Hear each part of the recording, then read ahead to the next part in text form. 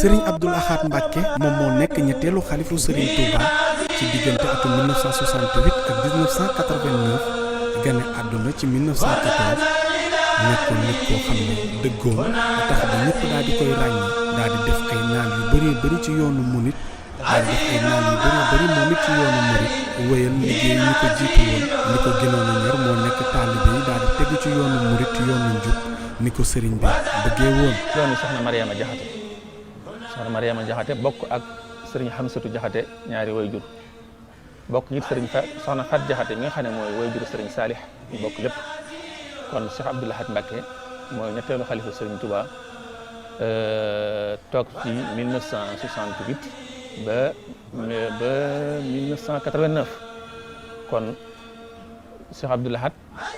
gannaaw bi nga xamee ne Cheikh Mouhamadul Moustapha wutu na sëriñ Touba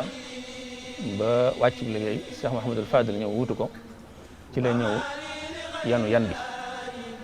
waaye lu jiitu loolu bi mu feeñee jamono it ci gàttal waaye juram liggéey bi mu ñu liggéey teel nañu koo junj ndax ba mu feeñee jamono wax na ci wax ju rëy ne kii ne ngeen ma ko ñaan am naa ci moom yaakaar jooju nag moom la tegoon fa bakkanam teg ci daan wax ne saa yoo ma namee tas sama yaakaar dama rek yàlla naa dem wute ko kon toujours damay wax ne ndaw yëpp mën nañoo roy ci Sëriñ Abdoul Ahad ndax bu fekkee ne woon ndaw lu ne sa yaakaar yi bàyyi sa bakkan jëralul ko kon benn wayjur du am loo naqara ci sa doom ku nanga woon kilifteef la ndax bi Sëriñ Mouhamadou Moustapha nekkee xalifa Sëriñ Touba mboolem lu mu doon ne woon ci wayjuram da koo fab dem jébbal ko xam ne dafa amoon yéene liggéeyal Sëriñ Touba te fekk ko fi lu mu ko mën a liggéeyee la kon nag yaa fi Sëriñ Touba liggéey jox ko. Baye Laat nekk koo xam ne bëggul woon benn ñaawteef ci dëkk bu sell bii di Touba Mbacké tax nag ba mu téléphone tuxum cigarette wàllu fraude ak yenn jëfin yi Baye Laat nekkoon koo xam ne ñëpp ràññee nañ ko ci solo yi nga xam ne moom la doon solo. nag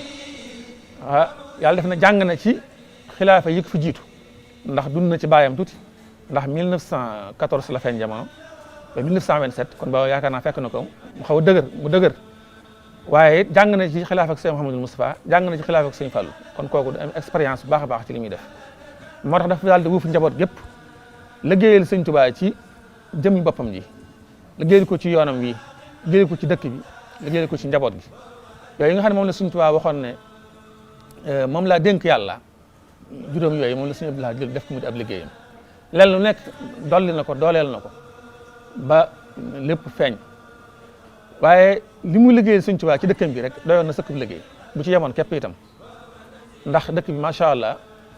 bi ñu wootee Sëñ Fallu Sëñ Moussa wootee Sëñ Fallu wootee ñëpp ñëw kenn ku ne da ngaa indaale la nga nekkoon moom Sëñ Abdoul Ahad bi mu ñëwee nag moo leen wax luñ leen fiy doyee bi leen Sëñ Moussa di woo bi leen Sëñ Fallu di woo lan la leen fiy doyee